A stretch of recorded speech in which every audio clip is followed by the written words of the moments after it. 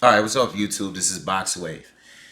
Pretty bad news. I'm sure you all know about it by now.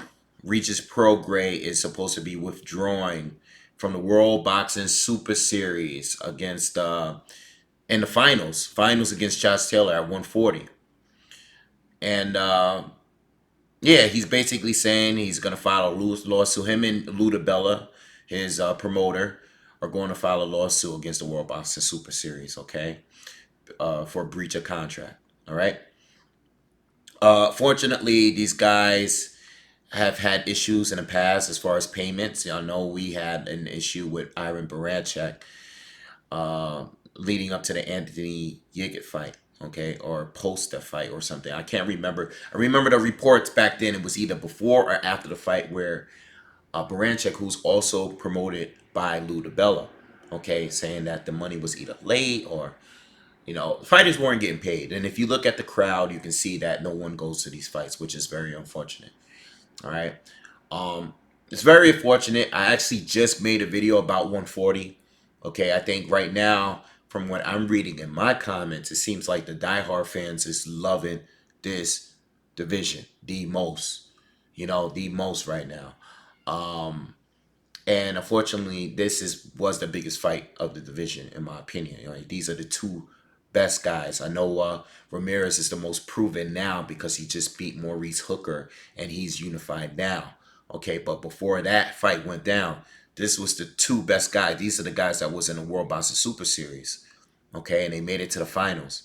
And now we're not getting this fight. Now, listen, I've read a lot of responses. I listened to some videos on YouTube.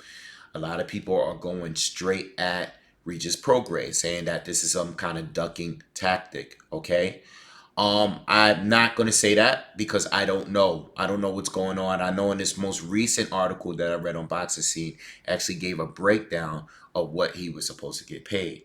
Okay, listen, I'm hoping that this is some kind of warning, some kind of thing where they just want to blast it out and put it out there that these guys are not getting paid, the money's not there in escrow and stuff like that. I hope it's one of those things where they can resolve and it really doesn't lead to the lawsuit. I hope this guy really doesn't withdraw because according to the World Boxing Super Series, that Regis Prograis did not withdraw yet. So hopefully they can work this out. Okay, I know that they were trying to revise everything, but it's unfortunate that the money really isn't there. It seems like there is some kind of issue going on there. But I hear a lot of people are reading a lot of things where people are saying comments. A lot of people do believe that this is some kind of ducking tactic. A lot of people believe that why is it only Lou DiBella fighters that are having the issue? Why is everybody else that's been involved in the tournament not complaining about this? So I hear what people are saying, and look, everybody has they're entitled to their opinion. Me personally though, I can't get mad at Regis Prograis for not getting his money, or not having his money guaranteed at this point. This is a lot of money we're talking here. You're talking $2 million if he is to win the tournament, $2 million potentially, and this is like life, career changing money we're talking about here. I don't know what Regis Prograis has been getting paid throughout his career, but I'm sure $2 million is big time for him. Okay, $2 million is nothing to play around with, and you want to make sure that you're getting that money. You want that money. You want to get paid that money. All right. So um, I'm not gonna bash him. I know a lot of people are. As badly as I want to see this fight, I really, really hope they work this out because this is a black eye to the tournament, and this is a black eye for boxing because I think the World Boxing Super Series right now, even though it's not in every single division, I know the other day they just announced Nonito Donaire against Inoue, and that's another super big fight, a mega fight. These are fights. This World Boxing Super Series thing is all about the diehard fans, the boxing purists. There are casuals here too that's watching the fights and everything, but the majority of the people that's talking about it are like diehard boxing fans. While everybody's talking about Andy Ruiz and Anthony Joshua and Wilder and Errol Spence and Crawford, the real fans are paying close attention to fights like this. Prograis against Josh Taylor is a huge fight for the diehard fans, and for us not to get this fight, is very disappointing. But it looks like these guys are serious. Like I said, I hope they work everything out because you just don't want to get involved with lawsuits. It's very expensive, and it's just draining for a career for a fighter. It's just I hope they find a way to work this out. I hope he really doesn't go anywhere. You know what I mean? It might be too late. According to the report I read on Boxing that they already got a copy of the paperwork and everything. They did have a lot of details in this report that I read. I just hope they work it all out, man. I hope they do because we I would like I felt like it wasn't gonna be that long before we got a what's it called undisputed champion in this division. If not this year, next year.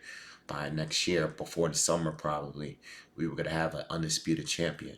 You know, so I kind of, being that Bud went up to 147, it's just like this division has been just moving fast, really fast. Like everybody got together and started fighting each other right away. All the top guys, once Bud went up, and even when like Danny Garcia, some of those guys went up to 147 too before him. I know Danny wasn't undisputed, but he was unified.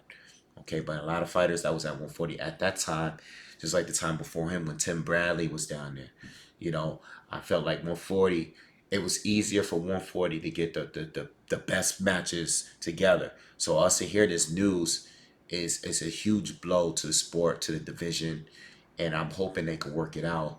But I'm sure if things don't work out and these guys are going to move forward with this lawsuit, I'm sure more things will come out eventually. But I'm very disappointed, man. I hope they work it out, and we got to see this fight. And if we don't see it, I know people are already talking about Reese Prograis. His name has been around. Adrian Broner has been talking shit about him. You know, um, there are other fights that can be made out there, but we want this fight. We want this fight. This is the fight we want. We want the Jose Ramirez fight too. Okay, and I gotta still do a video. In fact, I'm gonna talk about that now. Let's talk about Virgil Ortiz Jr. Virgil Ortiz Jr. Oh man, he's already showing. When I saw the fight the other day, and even before I saw the fight, cause I didn't get a chance to do a video against him against Antonio Orozco. All right, but even before the fight, I was thinking like this is gonna be the next guy. After this is all cleared up, the smoke clears, the dust settles, and everything, and all these guys, we find out who's undisputed or who's a top dog at 140. Virgil Ortiz is gonna be next up. He's next up, and he's not. I mean, being guys like Orozco and beating what's his called Mauricio Herrera. Even though he's older at this point, no one ever looked good against Mauricio Herrera. No one ever really looked good against him. You know, there's some fights in there you could say that he won, he should have won. There's some fights that he lost there, but he makes a lot of fighters look bad. He's like one of those guys, right? But for Ortiz to destroy him, Ortiz Jr. destroying Orozco this past weekend, uh, it's just well, he didn't really destroy him. It was a good fight. It was a good fight. It was a good fight. It was competitive. It was competitive. Until that sixth round, but it was competitive. The first round, and you got to give credit to Orozco because he has a good chin. And I knew he was going to test him, but Ortiz is just too strong. He's very powerful. He's a good boxer. He's a destroyer, and he's next up. He's next up. So anyone that's thinking about even dealing with 140, going up, the guys that's going up from 135 to 140, you know, guys like Adrian Broner that's considering to come down to 140 and stay at 140. But I'm still waiting to see what Mikey Garcia is gonna do. Ortiz Jr. is next up. It's his time. He's next up. And there was an article the other day, or maybe it wasn't, but it might have been yesterday that I read that he's looking forward to having a future super fight with Errol Spence down the line, probably at 154. I mean, he's from Texas. He's 21 years old. He's only 21 years old, bro, and he's that good. He's only 21. He's only 21. And I'm telling you, I say by the end of 2020, he's gonna be top contender. He's gonna be fighting a Victor Postal maybe, or one of the current champions or ex champions. Okay, whoever's at the top, he will be fighting one of them. I think Oscar and Golden Boy are pushing him the right way. He has a lot of potential. That kid is very fun to watch. He knocked every 14 and 14. 14 wins, 14 knockouts. All right, so this is a great, great division. And I mean, I don't want to jump the gun, but I'm gonna tell you right now. I'm gonna tell you right now, Ortiz Jr. I think I'm not saying he should be in the ring with any champ right now, but he's very, very close. He's very, very close. And arguably, you could say that I wouldn't mind seeing him fight Jose Ramirez already. I wouldn't mind seeing the fight. Tell you right now, if they announce that fight, next fight, I wouldn't even know where to go with that one. I think he's that good already. But I want to see him develop. I don't want to rush him. He is 21 years old. You never know. I think because Jose Ramirez, I've underestimated him a couple times. And the thing with him is that he gets up for certain fights. He gets up for certain fights and he brings a different fight each time. He ain't the same fighter every single fight. So can't sleep on him.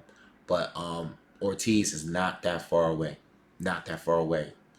You know, I would like to see him against a Julius Ndongo, some of the other former fighters, top guys at the division, guys that's not holding a title, but not too far from it.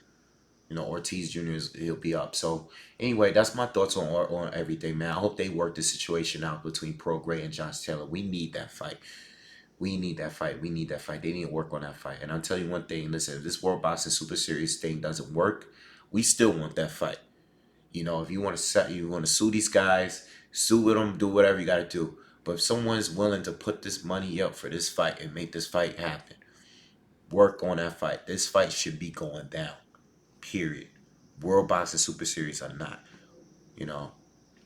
But it's very disappointing because I feel like the World Boxing Series Super Series right now is the most prestigious thing that's going on in boxing. Outside of being like undisputed, of course. But I mean, man, it's better than just holding one title. I'll tell you that much. I've made videos on this before. That's a hell of a lot better than just saying that you're a title holder in any division. If you winning that World Boxing Super Series, you are the man. You're the best fighter in the division to me. Outside of being undisputed, you are the man. Because Jose Ramirez just beat Maurice Hooker. Good fight, good finish. All right.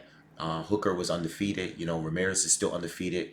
Ramirez has a solid resume now, all legit. But I tell you, the winner of that tournament, until these actually fight, until these guys unify and become undisputed, I picked the guy that's unified and the winner of the World Boxing Super Series over just the other guy that's unified.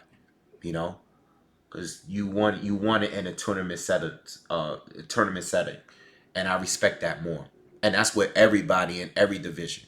And this is why I hold the cruiserweight in such high regards, because when Usyk did it, not only did he fight a bunch of good fighters before the tournament, but even in the tournament, that tournament was loaded. There was nothing missing. It's not like the World Boxing Super Series of the super middleweight division, where there's like a huge big pieces of top fighters are missing. The 140 and the cruiserweight division, those were like everybody was in there. Not everybody, but solid fighters was in there. All right. Anyway, I don't want to talk too long. Let me know what you guys think. Peace.